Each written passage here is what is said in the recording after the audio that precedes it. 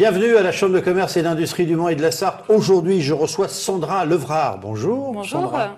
Alors Sandra, vous avez un magasin qui est en fin de compte, si vous voulez, dans la décoration, Oui. c'est-à-dire que peinture et papier peint, enfin tout ce genre de choses. On va en parler tout à l'heure, mais avant tout ça, j'aimerais savoir comment vous en êtes arrivé à ce beau métier. Alors déjà, j'en suis arrivée par passion. J'ai travaillé 9 ans chez un grossiste, donc en Mayenne. J'étais responsable. En Mayenne ? En Mayenne, voilà. D'accord. Je m'occupais de la partie, donc chez un grossiste en revendeur matériel pour le peintre. Donc je m'occupais de la partie showroom, le conseil, vis-à-vis des clients, des peintres, l'administratif. Et puis je travaillais une marque de peinture que je commercialise aujourd'hui. Et j'ai eu l'idée, l'envie de la commercialiser sur le département de la Sarthe, qui cette marque-là n'était pas implantée. Voilà. Et pourquoi le département de la Sarthe ? La Sarthe, parce que c'est très voisin avec la Mayenne. Oui, bien sûr. C'est très, très, très proche. Et puis voilà, la marque attendait. Il y avait des demandes aussi de particuliers qui attendaient cette marque, voilà, qui allaient la chercher. Ah oui, d'accord. C'est par rapport à la marque par rapport à la vous marque. êtes venu ici. Voilà, cette marque était très attendue. Elle était, les clients allaient la chercher soit sur Nantes ou grandes villes comme Paris. Donc il fallait faire quelque chose, voilà, pour essayer de. Et alors, avant de faire ces 8 années là, que vous Oui. avez fait dans l'entreprise, donc quel a été votre cursus, je vais dire, scolaire, professionnel, enfin, je sais pas. Alors, force de vente, d'ailleurs, que j'ai fait. Force de vente. Oui, D'accord. Dans une école de commerce. Oui, non chambre de commerce sur Laval. D'accord. Voilà. Ensuite, j'ai eu le poste là où je suis restée pendant 9 ans, qui m'a été offert par la chambre de commerce. On m'a proposé le CV, donc j'ai saisi l'opportunité. C'est la chambre de commerce de qui m'a Laval envoyé qui vous a le CV. proposé. Voilà. Comme quoi ça sert. Hein, Comme quoi ça sert. N'est-ce pas Donc Côté voilà. Donc j'ai postulé, j'ai fait des tests de couleurs. Et donc j'ai été prise voilà, pour un CDI et où j'ai fait carrière. Voilà. Après j'ai approfondi avec des stages à côté, ce qu'on a toujours besoin d'apprendre. Et j'en suis arrivée voilà, au bout de 9 années, une belle carrière. Alors, avant de créer votre entreprise, en fin de compte, vous êtes repassé là par la Chambre de commerce mais du Mans et de la Sarthe. Oui. Donc, comment ça s'est passé ? Quelle a été votre démarche, en fin de compte ? Alors, donc je me suis dit, je m'installe sur la Sarthe. Directement, je suis allée voir la Chambre de commerce de la Mayenne. Ils m'ont orienté, ils m'ont dit, voilà, il y a des formations, 5 jours pour entreprendre. Ils m'ont orienté ils m'ont orienté de prendre contact avec la Chambre de commerce de la Sarthe. Et voilà, après j'ai appelé, on m'a dit voilà, il y a des choses. On m'a orienté, savoir si j'avais déjà fait un projet, un prévisionnel, si j'ai pris contact aussi avec un notaire ou un avocat, et puis pour mon statut. Et ensuite, j'ai fait 5 jours pour entreprendre d'ailleurs, ici au Mans. Quoi. Qui est très utile, en fait. Qui est très utile et ça répond beaucoup à nos questions. Donc, il y a combien de temps que vous avez créé votre entreprise ? Alors, ça fait 1 an et demi, en avril 2010. D'accord. Vous êtes toute seule dans l'entreprise ? Je suis toute seule, oui, au magasin. D'accord, ok. Donc, mais vous avez pignon sur rue ou vous travaillez de chez vous ? Vous avez un magasin à quel endroit alors ? Un magasin 124 rue Chanzy. 124 rue Chanzy, voilà, pas très loin de la place Washington.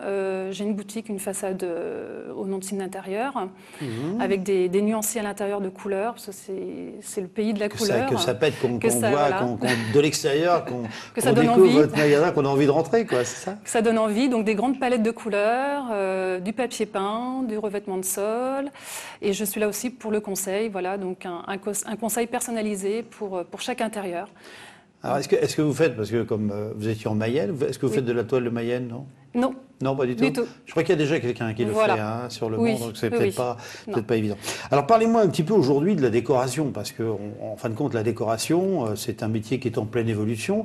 On a plutôt tendance, c'est vrai aujourd'hui, quand on reprend une maison, à dire on va tout peindre en blanc et puis on va faire de la déco avec des tableaux et ainsi de suite. Donc là, vous êtes au contraire parti beaucoup plus vers la couleur, vers des choses artistiques un petit peu.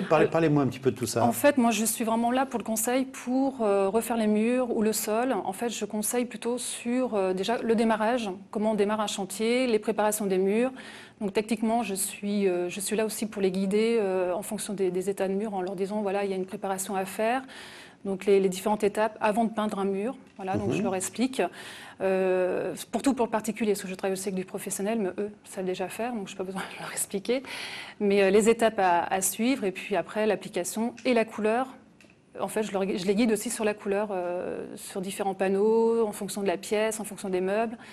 Donc un côté technique et un côté aussi conseil sur la couleur. Voilà. Alors quand c'est comme ça, vous leur faites un petit, je veux dire un dessin, ou vous faites ça sur ordinateur, comment vous faites? Alors je ne travaille pas sur ordinateur parce que les couleurs des écrans, c'est pas évident, c'est pas forcément simple. Ça rend pas merveilleusement bien. J'ai des plaquettes assez grandes où, quand je me déplace, parce que je me déplace aussi chez le client, on les place directement sur le mur, on bouge avec. Ou alors il existe des petits pots d'échantillons qui sont vendus très peu cher et qui permettent de faire des essais avant sur le mur, avant de se lancer dans la peinture, quoi. Alors je crois qu'on peut faire des mélanges de peinture, on fait enfin des couleurs que l'on veut soi-même, ou ça vous fait ou vous faites pas? Non, pas forcément. Non, parce que c'est une marque comme Faro & Ball, c'est fabriqué en Angleterre directement. Faro & Ball. Faro & Ball, une maison anglaise, depuis plus de 60 ans. Plus de 60 ans? Oui, avec des peintures traditionnelles, une fabrication de grande qualité. De grande qualité, avec des pigments en poudre naturelle, ce qui donne cette profondeur de couleur, des mats poudrés.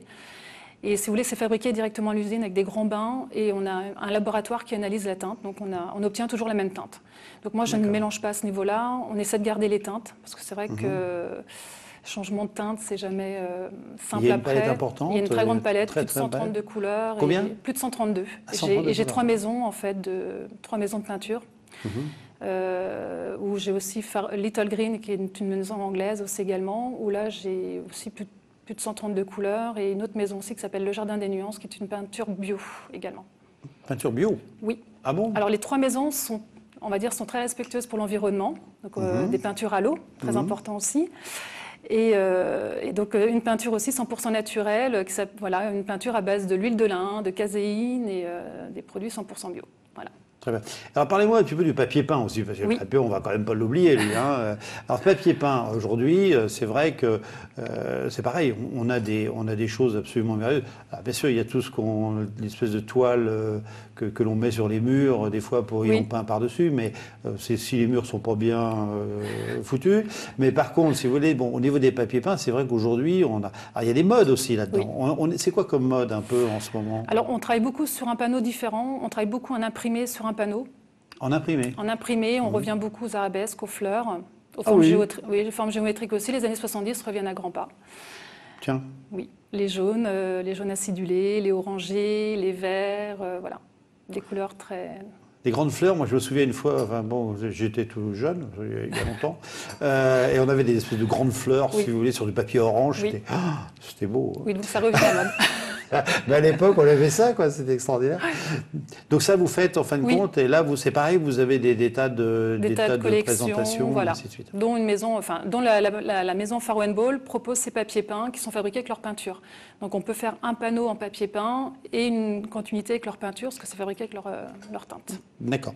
Alors là, on va arriver bientôt, c'est début décembre, enfin on est dans le mois de décembre d'ailleurs en ce moment, la semaine de la déco, donc je suppose que vous faites la semaine de la déco. Bien sûr. Alors qu'est-ce que vous allez y faire dans cette semaine de la déco? Alors beaucoup de choses, des stages, je propose un stage d'application d'enduit, parce que je travaille aussi un enduit biologique à base d'argile et de coquilles d'huîtres et de sable. Coquilles d'huîtres? Oui, broyées. Ah bon. Je vais garder mes coquilles d'huîtres alors maintenant, voilà. Il faut les garder, voilà. Donc je propose un atelier application sur cet enduit-là, donc des stages, on propose un stage de 2h30, on met à disposition le produit, on étale le produit, on explique comment faire.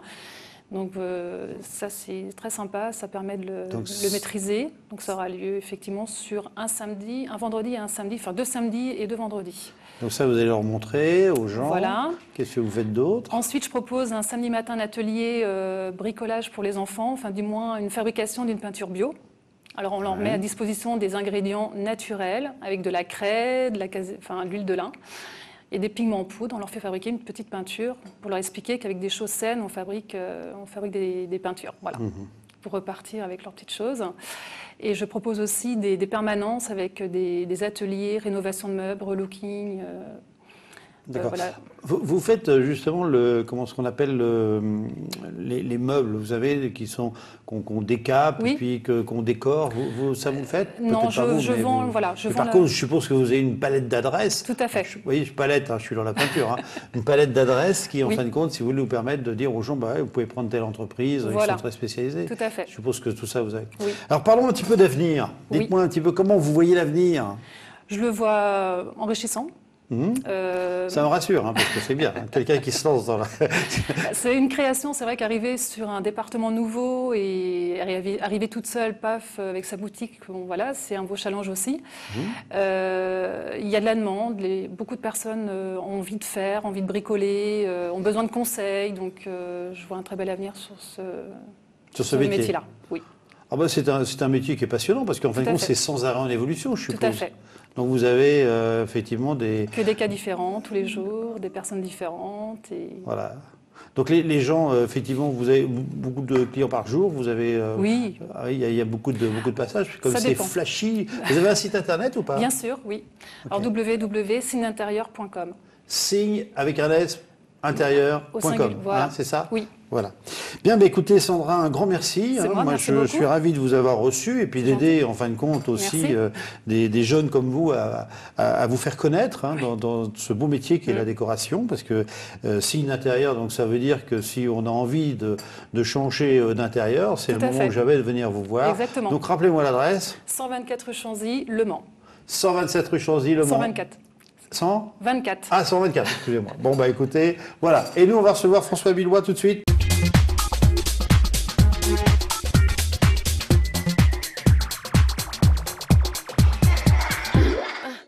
François Billois, bonjour. Bonjour. Alors François Billois, vous êtes à Entreprendre en France, à la Chambre de commerce, et je viens de recevoir Sandra Levrard, qui est dans le domaine de la peinture, enfin bon, tout ce qui est papier peint et ainsi de suite. Mais il y a un secteur sur lequel j'aimerais qu'on aborde, c'est tout ce qui est auto-entrepreneur. Est-ce que vous pouvez m'en parler un peu? Très bien. En quelques mots, donc c'est un dispositif qui a été mis en place en 2009. Oui. C'est un dispositif qui vise à permettre à un porteur de projet de création d'entreprise de pouvoir démarrer une activité professionnelle indépendante, donc de manière ponctuelle ou plus régulière, en bénéficiant d'un certain nombre de mesures simplifiées, notamment toute la partie immatriculation. La démarche est gratuite et relativement simple d'accès. En termes d'obligations comptables, on a juste un journal des recettes et des dépenses à tenir. Enfin bref, un système simplifié de fonctionnement d'entreprise qui peut être un bon mode de pied à l'étrier pour pouvoir démarrer une activité. Mais est-ce qu'il a besoin il a besoin de se déclarer, bien sûr.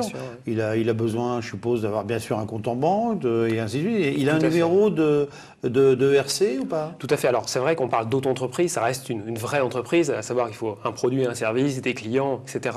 Ça suggère juste une immatriculation, donc qui peut se faire soit par le biais du centre de formalité de la Chambre de commerce, soit directement sur le site de l'auto-entrepreneur.fr. C'est une immatriculation qui est gratuite et qui permet d'avoir accès à un numéro de SIRET, donc qui identifie l'entreprise, mais ça reste une vraie entreprise, oui, tout à fait. Mais est-ce que ça cache pas un peu le côté chômage, un peu non? Est-ce que parce que les gens se mettent auto-entrepreneurs, il y a une limite du chiffre d'affaires? Qu'est-ce qu'il y a? Tout à fait. Ça peut être une sortie possible pour quelqu'un qui est en recherche d'activité. C'est plafonné en termes de chiffre d'affaires, en fonction si l'activité est du négoce ou de la prestation de services. Il y a des seuils de chiffre d'affaires à ne pas dépasser. C'est un régime où il n'y a pas de TVA, donc beaucoup de mesures, on va dire, simplificatrices qui peuvent permettre à un porteur de projet de pouvoir tester une activité dans un premier temps avant de passer sous une structure d'entreprise individuelle classique ou de société, je pense à une URL ou une SRL. Alors en fin de compte, c'est un tremplin. Exactement. C'est un tremplin pour demain devenir chef d'entreprise, avoir sa propre entreprise. Tout à fait. On peut le voir comme ça, comme une sorte de tremplin. Et nous, pour aider à franchir ce tremplin, on organise donc depuis quelques mois maintenant, donc sur une journée de formation, on appelle un atelier auto-entrepreneur, qui peut permettre à un porteur de projet de pouvoir bien appréhender ce statut-là, en connaître les tenants et les aboutissants, et puis s'assurer que celui-ci convient bien à sa future activité. D'accord. Et donc il y a des porteurs de projets éventuellement là-dessus aussi Tout à fait. Donc nous on organise, c'est tous les mois.